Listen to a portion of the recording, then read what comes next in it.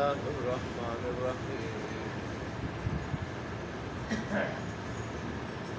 وإذا رأوك إن يتخذونك إلا هزوا أهذا الذي بعث الله رسولا إن كاد ليضلنا عن آلهتنا لولا أن صبرنا عليها وسوف يعلمون حين يرون العذاب من أضل سبيلا أرأيت من اتخذ إلهه هواه أفأنت تكون عليه وكيلا أم تحسب أن أكثرهم يسمعون أو يعقلون إن هم إلا كالأنعام بل هم أضل سبيلا صدق الله مولانا العظيم وصدق رسوله النبي الأمي الكريم ونحن على ذلك لمن الشاهدين والشاكرين والحمد لله رب العالمين. اس رکوع کی پہلی آیات میں اللہ تبارک و تعالیٰ نے اپنے حبیب اور اہل ایمان کی تسلی کے لیے سابقہ اقوام کے حالات ذکر فرمائے اور ان کے نبیوں کے کہ لیکن موسیٰ علیہ السلام نے اور ہارون علیہ السلام نے فرعونیوں کے مقابلے میں کس قدر صبر سے کام لیا اور کن مشکل حالات میں انہوں نے اللہ تبارک و تعالیٰ کا پیغام ان لوگوں تک پہنچایا، لیکن جب وہ بغاوت سے باز نہ آئے تو اللہ تبارک و تعالیٰ نے پھر انہیں کس طرح صفحہ ہستی سے مٹایا۔ ایسا ہی قوم نوح اور قوم عاد، ثمود اور کنویں والے اور ان کے بیچ میں ہی کتنی قومیں اور کتنی جماعتیں جن میں سے بہت ساروں کا ذکر نہیں ہے، نہ سابقہ آسمانی کتابوں میں نہ تاریخی کتابوں میں، ان کو ہم نے اپنے انبیاء کو ستانے کی وجہ سے کس قدر ملیامت کی۔ ہر ایک کے سامنے ہم نے مثالیں بیان کی، بات سمجھائی طرح طرح مثالوں سے، بعض نہ آئے تو ہم نے ان کو بالکل تباہ و برباد کر دیا۔ تو اس میں دونوں کے لیے سبق ہے، مخالفین کے لیے بھی، ان کے لیے عبرت ہے کہ کہیں تم نشان عبرت نہ بن جاؤ، اور اہل ایمان کے لیے اور دین کی خدمت کرنے والوں کے لیے، دین کی دعوت دینے والوں کے لیے بھی سبق ہے کہ دیکھو ان انبیاء نے جس قدر مشکلات پہ صبر کیا اور صبر کا نتیجہ اللہ نے کیا دیا، اللہ نے دشمن کو ملیامت کر دیا، انہیں اللہ نے کامیاب کیا۔ تو ایسے اہل ایمان کو بھی، رسول اللہ صلی اللہ علیہ وسلم کو، اہل ایمان کو، اور آج ہمیں بھی اس میں یہ سبق ہے۔ دیکھیں صبر کرنا زبان سے تو کہنا، میں بھی کہہ رہتا ہوں صبر بہت بڑی چیز ہے، صبر کرنے والوں کے ساتھ اللہ ہے، میں بھی کہہ رہتا ہوں اور بھی کہہ رہتے ہیں، لیکن کرنا یہ بڑا مشکل کام ہے۔ اس کا پتہ تب چلتا ہے کوئی ہمارے مزاج کے خلاف بات کہے، پھر دیکھیں نا ہم کس قدر بگڑتے ہیں، کس قدر، اور کس قدر اس کی مٹی پلید کرتے ہیں۔ صبر تو اسی کو کہتے ہیں۔ اور پھر یہ بھی کہ کمزور آدمی اگر کچھ کہے کہ جس سے انتقام لینے پہ بڑا قادر ہے یہ، وہ کہے تو اس کو بھی کچھ نہ کہے، برداشت کرے، یہ ہے صبر۔ ہمیں تو کوئی ایک کہہ دے، ہم 10 کہہ دیتے ہیں، اور پھر اس کو چھوڑتے نہیں۔ لوگ 8-10 لوگ پکڑے، ان لوگوں نے پکڑا ہوتا ہے، اور ہم جو ہے نا وہ باز نہیں آتے، کہتے ہیں مجھے چھوڑ دو اس کی تیز۔ تو صبر کہنا اور ہے اور کرنا اور ہے۔ کرنا مشکل ہے، اللہ ہمیں صبر کرنے کی، بس ہم نیک کام کرنے کی توفیق عطا فرمائے۔ ہمیں اللہ تبارک و تعالیٰ کے ہاں مقام ملے گا، درجہ ملے گا، تو صرف کہنے سے نہیں، کرنے سے۔ کرنے سے، اصل ملتا ہے مقام درجہ کرنے سے، عمل کرنے سے۔ پھر اہل مکہ کے بارے میں فرمایا اللہ نے تبارک و تعالیٰ نے، قوم لوط کی بستیوں سے تو یہ سفر میں صبح و شام گزرتے ہیں، جب جاتے ہیں ایک طرف جاتے ہوئے صبح کو جاتے ہیں اور دوسری طرف سے جب آتے ہیں تو شام ہوتی ہے، ایک طرف سے صبح اور ایک طرف سے شام۔ اور یا مطلب یہ کہ اکثر یہ گزرتے ہیں وہاں سے اپنے سفر کے دوران، کم از کم زیادہ نہیں تو سال میں تو 2 سفر کرتے ہیں ملک شام کی طرف، وہاں قوم لوط کی بستیوں کو دیکھتے ہیں اور پھر بھی ان سے عبرت نہیں حاصل کرتے۔ ان کا یہ انجام کیوں ہوا؟ اللہ کے دین سے اور سیدھے راستے سے ہٹ کر انبیاء جب انہیں سمجھاتے رہے، انبیاء کو تو ستایا، ان کی تکذیب کی اور ان کو تکلیفیں پہنچائی، لیکن سیدھے راستے کی طرف نہیں آئے، ان کی بات نہیں مانی۔ ایسے اگر ہم نبی کی بات نہیں مانیں گے، اور پھر جس دور میں نبی نہیں ہے جیسے آج کا دور ہے، انبیاء کے نائبین، علماء، واعظین، نصیحت کرنے والے لوگ ان کی بات نہیں مانیں گے، پھر ہمارا حشر بھی ان سے مختلف نہیں ہوگا۔ یہ تو اللہ تبارک و تعالیٰ کا فضل ہے اس امت پہ کہ آج کتنے واعظین ہیں، علماء بھی ہیں، علماء کے علاوہ تبلیغی جماعت والے بھی ہیں، تبلیغی جماعت والے بھی ہیں، اور بزرگان دین بھی ہیں، وہ بزرگان دین جن کی زندگی قرآن و سنت کے مطابق وہ بھی، لیکن اس کے باوجود جو ہے نا وہ ہم کتنا مانتے ہیں۔ ظاہر ہے یہ قومیں اپنے نیک پیشواؤں کی بات نہ مان کے اللہ کے دین کی دعوت نہ مان کے، اللہ کا پیغام نہ مان کے اور اس پہ نہ چل کے یہ تباہ ہوئی قومیں، تو پھر اگر آج ہم ایسا کر رہے ہیں تو ہم بھی ان سے مختلف تھوڑی ہوں۔ صرف اپنے آپ کو مسلمان سمجھنا، اسلام کا دعویٰ کرنا، یہ ابتدائی نجات کے لیے یہ کافی نہیں ہے، اس کے لیے حقیقی مسلمان بننا ہوگا۔ اللہ ہمیں حقیقی مسلمان بنا دے۔ اللہ نے فرمایا بات یہ ہے کہ جو آدمی قیامت کی فکر سے آزاد ہو جاتے ہیں، قیامت کی فکر سے، وہ پھر کسی چیز کی کوئی پرواہ نہیں کرتا۔ آج کا مسلمان عقیدتاً تو نہیں، نظریتاً تو نہیں، لیکن عملاً ہی بھی آزاد ہے، اور عملاً یہ ایسا آزاد ہو چکا ہے کہ قیامت کی کوئی پرواہ نہیں ہے۔ آج کی آیات بھی رسول اللہ صلی اللہ علیہ وآلہ وسلم اور آپ کے پیروکاروں کی تسلی سے متعلق ہے۔ آج کی آیات میں اس بات کا ذکر ہے کہ یہ مکہ کے کافر، سرداران قریش، ائمہ کفر، یہ صرف آپ کی تکذیب ہی نہیں کرتے، آپ کا مذاق اڑاتے ہیں۔ بدبخت، بات نہ ماننا الگ جرم ہے، جھٹلانا الگ جرم ہے، لیکن پھر اللہ کے نیک بندہ اور پھر نبی ہو، پھر امام الانبیاء ہو، اس کا مذاق اڑانا یہ بہت بڑا جرم ہے۔ تو اللہ نے اس کے بارے میں بتایا، کہتے ہیں کہ یہ لوگ کہتے ہیں کہ کیا کہتے ہیں، اَهَذَا الَّذِي بَعَثَ اللَّهُ رَسُولًا، یہی ہے وہ شخص جس کو اللہ نے رسول بنا کر بھیجا ہے۔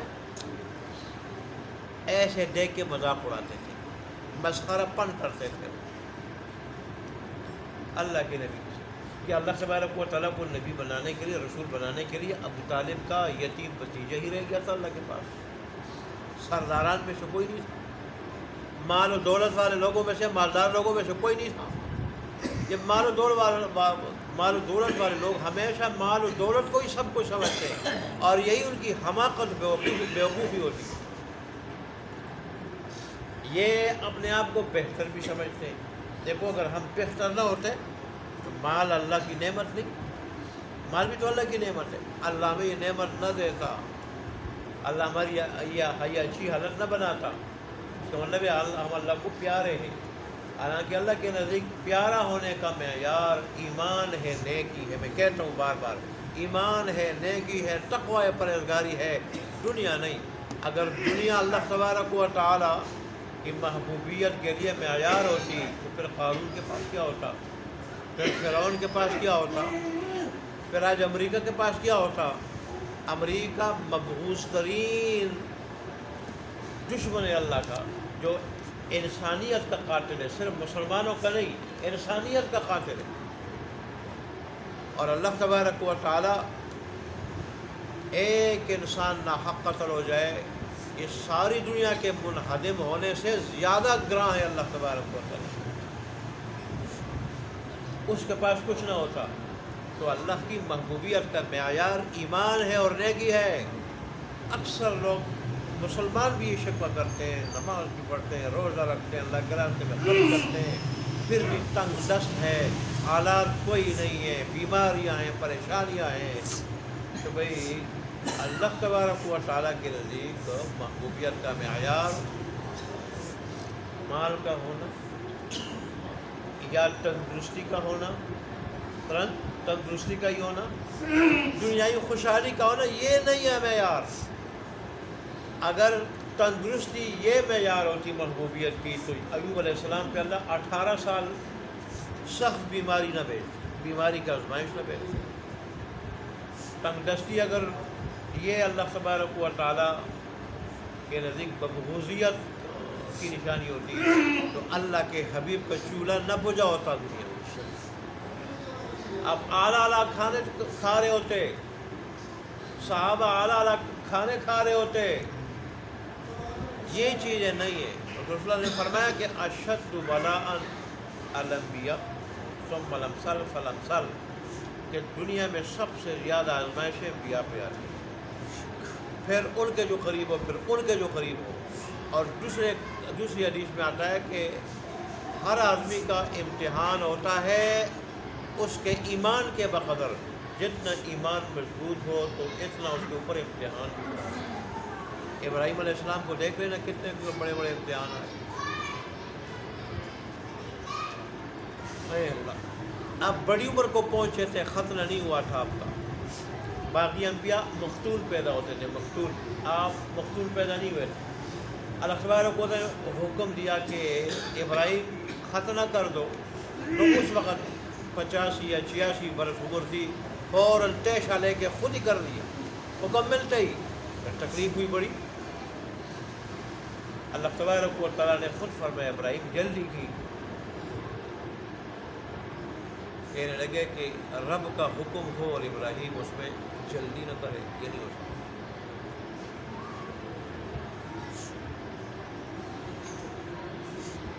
آگ میں جانے لگے، فرشتے آئے کہ مدد کے لیے تیار ہیں ہم۔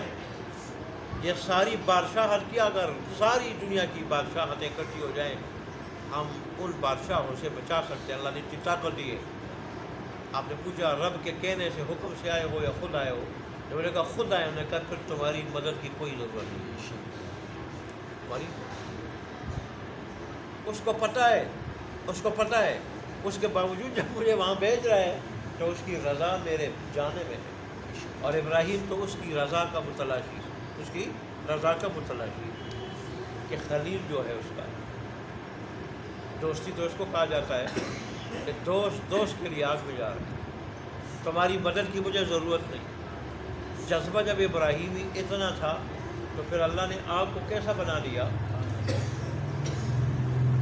اللہ نے آگ کو کیسا بنا دیا، پھر اس کو قرآن بنا دیا کہ وہ قرآن جس کی تلاوت قیامت تک ہوگی، قیامت تک ہوگی، قیامت کے دن بھی اس کی تلاوت ہوگی، قیامت کے دن بھی اللہ کے حبیب سورہ یاسین کی تلاوت کریں گے تو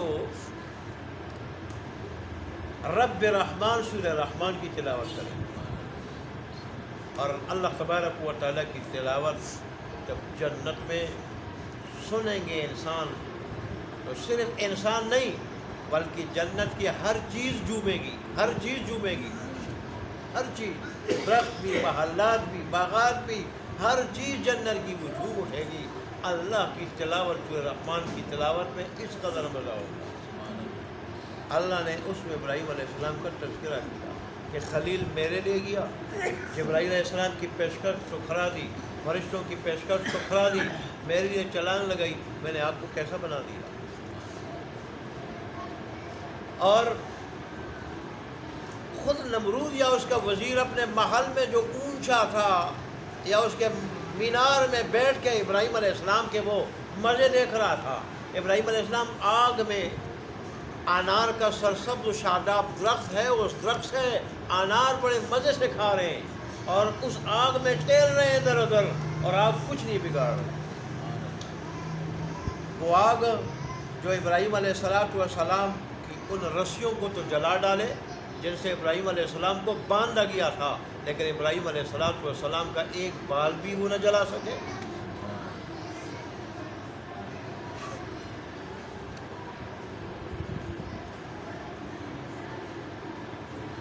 اس لیے تو غالباً نمرود کے بارے میں آتا ہے، اس سے اتنا متاثر ہوا تھا یہ منظر دیکھے کہ ابراہیم علیہ السلام کو 4000 جانور پیش کیے تھے۔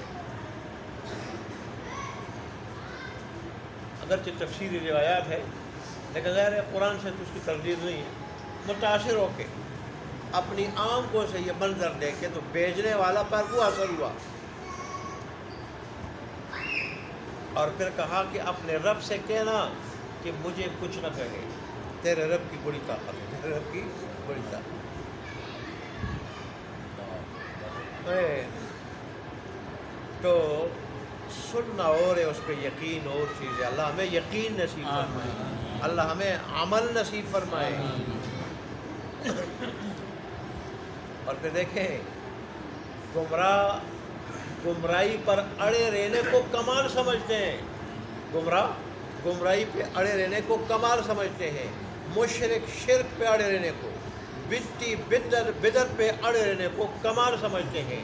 یہ بھی کیا کہہ رہے تھے، یہ بڑے فخر سے کہہ رہے تھے کہ اگر ہم اپنے معبودوں پہ جمے نہ رہتے، اپنے معبودوں پہ جمے نہ رہتے، اڑے نہ رہتے، تو رسول اللہ صلی اللہ علیہ وسلم کے بارے میں کہنے لگے کہ یہ ہمیں اپنے معبودوں سے ہٹا دیتے، اپنے معبودوں سے ہٹا دیتے، لیکن ہم جمے ہوئے تھے، ہم اڑے ہوئے تھے، تو اس لیے جو ہے نا یہ ہمیں ہٹا نہ سکے۔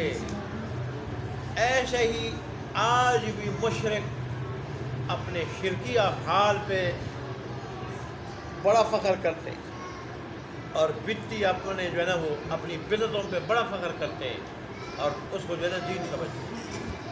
آگے اللہ تبارک و تعالیٰ کہہ رہے ہیں کہ جو اللہ کے قانون کی پابندی نہیں کر رہا، اللہ تبارک و تعالیٰ کے قانون کے خلاف چل رہا ہے، تو یہ آدمی کیا کر رہا ہے، یہ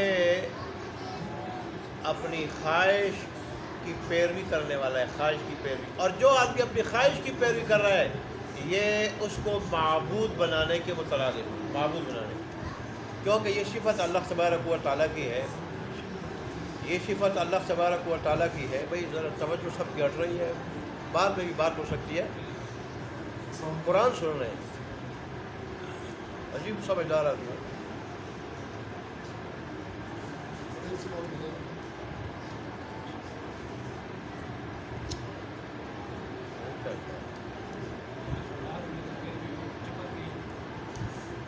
یہ سمجھدار نہیں ہے، اس کو میں پہلے سے جانتا ہوں۔ چلو اللہ معاف کر دے، کسی کی قیمت نہ ہو جائے۔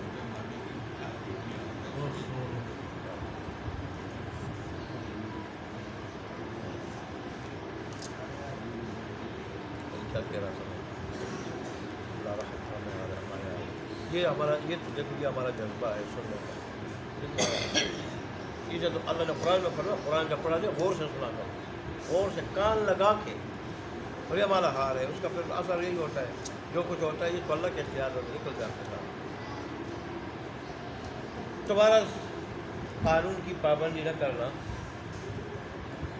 یہ کیا ہے، یہ شیطان کے نقش قدم پہ چلنا ہے، اور خواہش کی پیروی کرنا ہے، اور خواہش کی پیروی اس طرح کی جائے کہ قانون کو پس پش ڈالے، قانون کو پس پش ڈالے، قانون کی خلاف ورزی کرے، یہ اس کو معبود بنانے کی مخراج ہے۔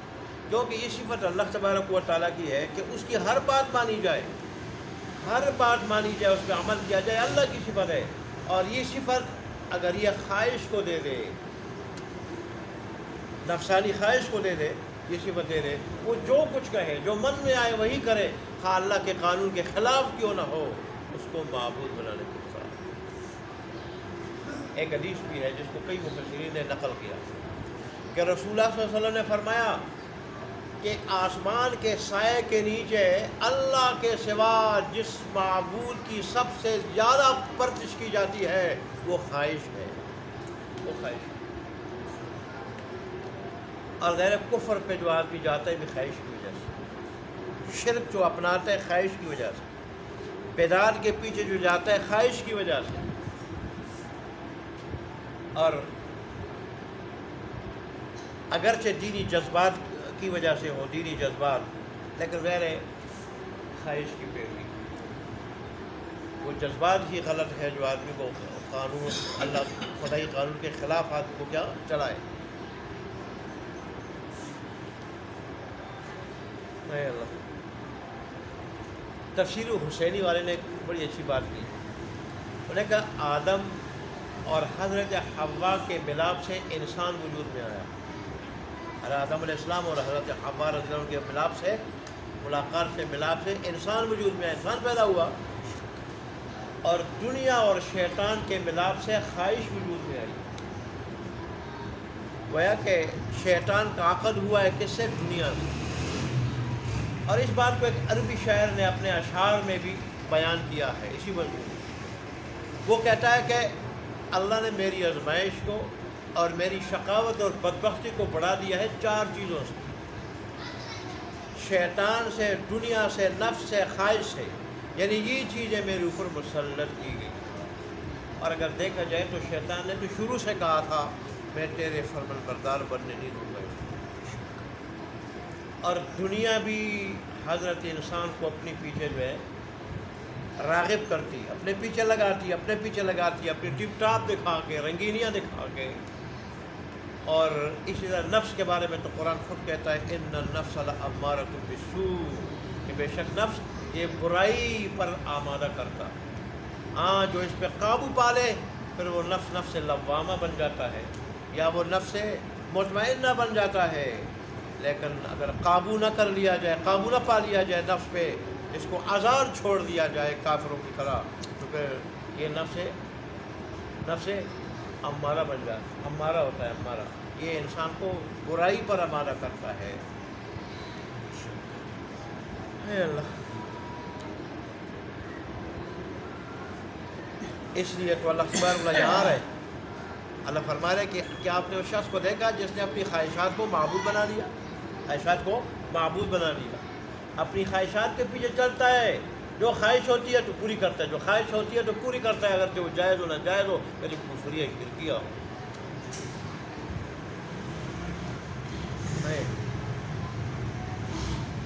ادھر کافروں نے جو کہا تھا کہ ہم جمے ہوئے تھے اپنے معبودوں پہ، ہم سیدھے راستے پہ اور سچے راستے پہ، حق راستے پہ، ہم اگر جمع نہ ہوتے میں ہٹا دیتا۔ اللہ نے فرمایا ان قریب یہ دیکھ لیں گے عذاب کو اپنی آنکھوں سے جب دیکھ لیں گے نا، یا دنیا میں، یا موت کے وقت، یا قیامت کے دن، یا قبر میں دیکھ لیں گے، پھر ان کو پتہ چلے گا کہ آئے راستے سے بٹا ہوا کون تھا، راستے سے ہٹا ہوا کون تھا، وہ مسلمان تھے، میرا نبی تھا، یا یہ تھے بدبخت۔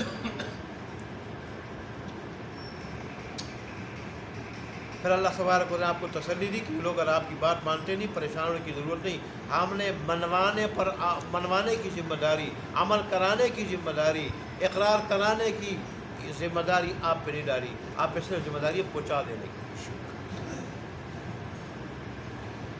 پھر رسول اللہ صلی اللہ علیہ وسلم کو اللہ تبارک و تعالیٰ نے فرمایا کہ آپ کا یہ خیال ہے، سمجھتے ہیں ان میں سے اکثر سن لیں گے بات کو یا سمجھ جائیں گے بات کو۔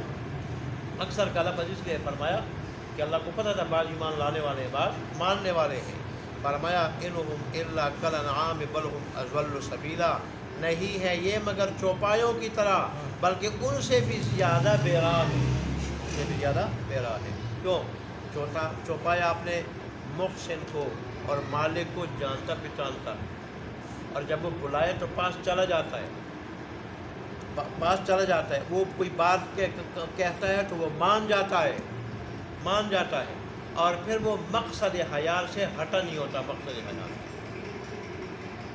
اللہ تبارک و تعالیٰ نے جانور کے ذمے جو کام لگایا ہے، اب بیل کا کام ہے زمین جوتنا، وہ کرتا ہے، بھینس کا کام ہے دودھ دینا، وقت پہ دودھ دیتی ہے۔ ایسے ہی جن جانوروں کا کام ہے انسان کو سوار کرانا اور سواری کی خدمت دینا، وہ اس کام کو بھی خوش اسلوبی سے جو ہے انجام دے رہے ہیں۔ انسان بڑے سے بڑا بوجھ لال دیتا ہے، وہ اٹھا دیتے ہیں، خود انسان کو بھی اٹھا دیتے ہیں۔ اور تفسیر دروس القرآن نے ایک واقعہ لکھا ہے کہ ہم نے ایک چھوٹی بلی پالی یہاں تک کہ وہ جوان ہوئی، پھر جو ہے نا اس نے بچے دیے، تو ایک دن ایسا ہوا وہ بیمار ہوئی، گھر آنے لگی، دروازہ بند، بے قرار تھی، کوئی راستہ نہ پایا، دیوار سے چھلانگ لگائی، دیوار کو پھلانگ کے اندر آئی، میرے پاؤں میں آ کے بیٹھ گئی۔ پھر میرے گھر والوں کو کہا اس کو دودھ پلاؤ، وہ دودھ پلانے لگے تو اس نے نہیں پیا، وہ بیمار تھی، اور پھر دروازے کے راستے چلی گئی۔ پھر پتہ چلا کہ اسی بیماری میں وہ مر گئی۔ وہ کہتے ہیں آگے کہ میرا خیال یہ تھا کہ وہ اس لیے آئی تھی، سمجھ گئی تھی اپنی زندگی سے مایوس ہو چکی تھی، اور میرے پاس سلام کرنے کے لیے آئی تھی۔ تو کہنے لگے کہ دیکھو جانور وہ تو اتنے باوفا ہیں، مالک کے ساتھ اتنے وفادار ہیں کہ ہم اس کو کبھی کبھار دودھ پلاتے اور پیار کرتے، لیکن جب آخری وقت تھا تو سلام کرنے کے لیے آئی، ملنے کے لیے آئی، دودھ پینے کے قابل بھی نہیں تھی، پھر بھی آئی۔